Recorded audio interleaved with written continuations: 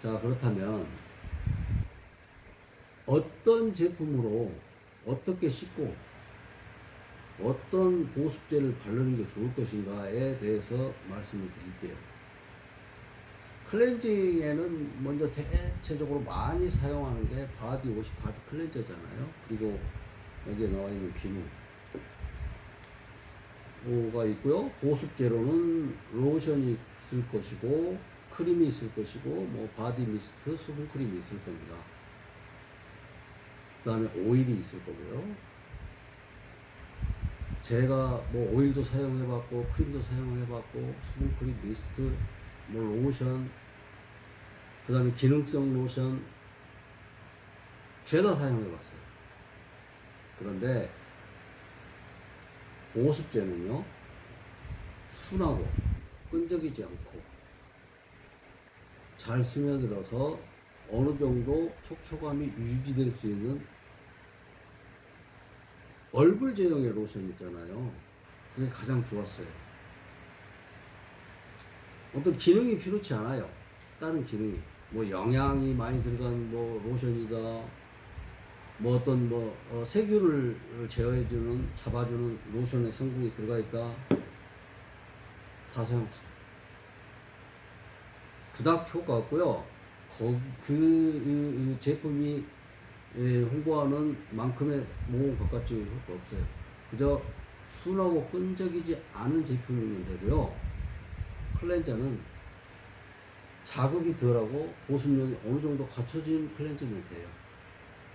저도 처음에는 바디워시, 바디 클렌저 뭐 국내산 것만 아니라 뭐 시세이도라든지 뭐 외국 뭐 유명한 브랜드 제품을 사용해봤죠.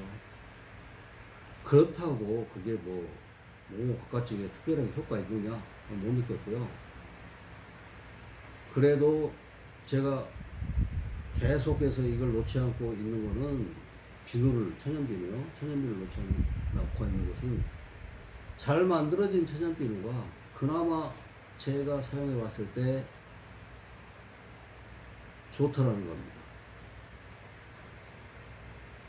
그리고요, 잘 만들어진 천연비누, 질 좋은 바디 클렌저도요, 모공 바깥쪽 피부, 좀 심한 피부 있잖아요. 피부 장벽이 어느 정도 무너져 있는 피부, 이런 피부는요, 클렌저 사용량도 줄여야 되고요, 목욕 시간도 줄여야 돼요. 그게 더 좋았어요. 그래가지고 사용을 너무 많이 한다든지 목욕 시간을 길게 한다든지 좋지 않았어요. 그래서 클렌저는 자극이 덜하고 보습력이 어느 정도 있는 제품이면 되고요. 로션은, 보습제는 순하고 끈적이지 않는 얼굴 로션 제형의 보습제가 좋더라. 뭐 미스트를 사용하고 수분크림도 사용해봤는데요. 미스트하고 수분크림은 생각만큼 그렇게 보습력이 뛰어나지 않아요. 물론 사용하지 않는 것보다는 낫겠지만 그걸 더 이중으로 많이 사용한다고 해서 보습 효과가 그렇게 뛰어난 건 아니고요. 오일은 피부 장벽이 튼튼하고 트러블이 없는 피부는 천연 오일 정도는 사용해도 괜찮아요. 하지만 피부 장벽이 무너져 있어서 다른 트러블, 염증, 뭐 두드러기, 심하게 각질이 생기는 피부, 이런 피부는 오일을 좀 피하는 게 더 나아요. 모공 바깥쪽 피부에는 그냥 오일이 좋다고, 전반적으로 봤을 때 오일이 좋다고 할 수는 없더라고요. 뭐 오일도 천연 오일이 있고 광물에서 추출하는, 보통 우리가 많이 사용하는 오일도 있잖아요. 그런 오일들도 있어요. 근데 광물에서 추출하는 오일은 일단은 사용하지 마시라. 오일을 사용해보고 싶으면 식물성 천연 오일을 조금 사용해 주시라. 그렇게 말씀드리고 싶네요. 보습은 이렇게 제품에 대해서는 그렇게 설명드렸고요. 다음은 피부 장벽에 대해서 중요하기 때문에 이걸 좀 설명을 드릴게요. 간단하게 설명을 드리겠습니다. 피부 장벽은 외부 유해 요소로부터 피부를 보호하고요. 피부의 유수분 밸런스를 맞춰주고 pH, 산성도를 어느 정도 맞춰주고 유지하는 역할을 하는 아주 피부 맨 바깥층에 위치한 아주 피부에 없어서는 안 될 각질층이에요, 사실은. 이 피부 장벽을 무너뜨리면서 좋은 피부는 만들 수 없어요. 절대 만들 수 없어요. 피부 장벽이 무너졌는데 값비싼 화장품을 사용하거나 값비싼 관리를 받는다고 피부 장벽이 절대 세워지지 않습니다. 피부 장벽은 자극을 최소화하고, 피부 장벽을 무너뜨리는 게 뭐냐면은 자극이에요. 물론 뭐 따지고 들어가면 많겠죠. 자외선도 있겠고 또 내 신체의 건강성도 있겠고 하지만 그냥 일반적으로 봤을 때 자극이에요. 일상에서 관리했을 때 자극을 많이 주게 되면 피부 장벽은 튼튼해질 수가 없어요. 피부 장벽이 무너지면 먼저 각질이 생깁니다. 가렵고 당기고 건조해지고, 그렇게 되면 다른 트러블, 염증이 생길 수도 있고요. 있는 모공각까지는 더 심해진다 라고 말씀드릴 수가 있겠네요.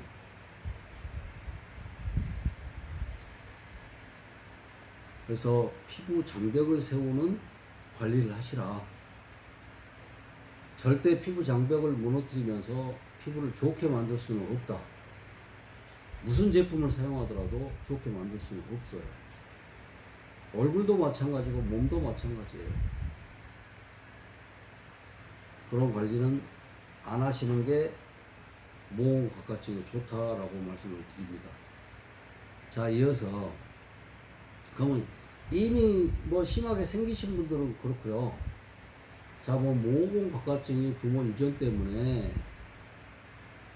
예전에는 제가 처음에 모공 각각증에 관심을 가질 때만 해도 10대 초반, 중반에 주로 나타났단 말이죠. 그런데 요즘은 10대 이전에도 많이 나타나더라고요. 뭐 발육 상태가 좋아져서 어쩐지 그런지 모르겠지만은 10대 이전에도 꽤 많이 나타나요. 초등학생들한테도 많이 나타나기 시작합니다. 빨갛게 색까지 되는 경우도 있어요. 자, 내 자식 아니면 내 이웃이 아니면 내 형제가 어린 형제가 모공 각각증이 나타나기 시작했다. 그러면 관리 습관을 완전히 바꿔주세요. 바꾸도록 유도하고 그렇게 관리할 수 있도록 가르쳐 주세요. 어떻게 하느냐? 똑같아요. 관리 방법은. 처음에 씻는 방법이 때 밀어주고, 어렸을 때는 부모님들이 대부분 많이 씻어주잖아요. 그러면 부모님이 때 빡빡 밀어주는 거 하지 마세요. 그 다음에 샤워타월에다가 클렌저 묻혀갖고 꽉꽉 문질러주는 거 하지 마시라는 얘기예요. 그거를 어느 정도 청소년이 됐을 때 알려달라는 겁니다. 애한테. 그렇게 찢지 말아라. 습관을 그렇게 들이지 말아라. 그리고 모공 각각증을 당장 없애는 방법이 없으니까 이런 식으로 계속 해라. 뭐 성장기 때 미용에 관심이 갑작스럽게 늘어나서 그 돌기가 생기고 착색이 되기 시작하면 굉장히 신경을 많이 씁니다. 애들이. 이해해요. 하지만 그거를 쉽게 없애는 방법은 없어요. 그냥 두든가 아니면 관리 습관을 아예 바꿔서 꾸준히 생활하게 하는 방법이 가장 좋았어요. 그렇게 되면, 그렇게 관리 습관을 들이게 되면, 그렇다고 해서 없어지는 건 아니에요. 나이가 이제 막 생겼기 때문에 조금이라도 덜 생긴다는 거예요. 그리고 피부 장벽을 온전하게 보존할 수가 있어서 나중에 나이가 들어서 체질이 바뀌면 그 나이대에 맞게 없어지든가 아니면 좀 당겨지든가 라는 것이죠. 그거를 뭐 그렇게 어렸을 때부터 관리했다고 완벽하게 없어지는 상태로 갈 수는 없어요. 그래도 그 방법이 최고더라, 최상책이더라 오랫동안 관찰해 본 결과는 그렇더라고요.